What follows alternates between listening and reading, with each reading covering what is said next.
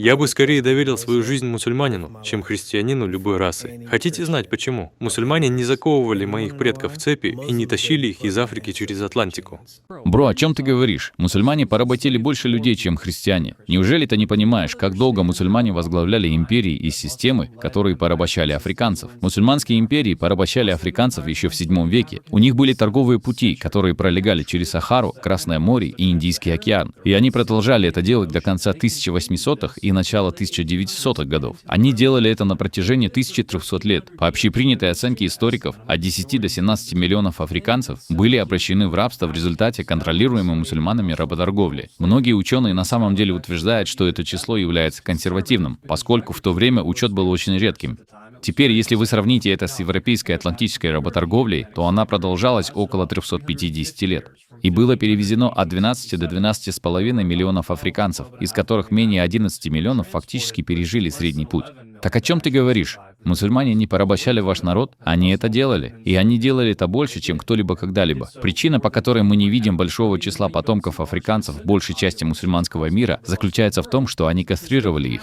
Мусульмане были очень строги в своем подходе и в своей идее не позволять африканцам размножаться. По историческим оценкам, смертность от кастрации составляла от 30 до 80%, чувак. Это означает, что после кастрации как минимум 3 мужчин из 10 умирали, максимум 8, а те, кто выжил, не могли размножаться. Поэтому они поработили ваш народ больше, чем кто-либо другой, а затем они отрезали им гениталии. Таким образом, они не могли размножаться, и они брали ваших женщин в качестве домашней прислуги или наложниц. Они делали их рабынями для личных утех. И знаешь, что они делали с детьми африканских женщин, когда брали их к себе в дом? Они меняли их социальную принадлежность, а затем лишали их африканского происхождения. В мусульманских империях и при мусульманской работорговле не было самовоспроизводящейся касты рабов, которой было позволено образоваться. Они не хотели, чтобы число африканцев росло. Вот почему в мусульманском мире нет видимых потомков африканцев, потому что арабская и мусульманская система биологически и культурно уничтожила их. Они буквально не хотели, чтобы вы, ребята, существовали. Да, и, кстати, ваш народ, африканцы, порабощал и продавал друг друга задолго до появления европейцев. Когда прибыли мусульманские торговцы, африканские короли, представители элиты и купцы предоставили им пленников. Они помогали. Ваши африканские братья и сестры помогали продавать друг друга. Теперь ты не доверишь им свою жизнь? Когда европейцы прибыли позже, они использовали те же самые каналы снабжения. Ваши африканские братья и сестры делали все возможное, чтобы продать свой собственный народ. Так что я не знаю, откуда ты взял свою историю, бро. Наверное, из ТикТок, но ты не можешь переписать историю, чтобы одна группа выглядела чистой, обвиняя при этом во всех своих проблемах других людей, и игнорируя тот факт, что ваши собственные люди порабощали и продавали друг друга задолго до того, как появился кто-либо еще.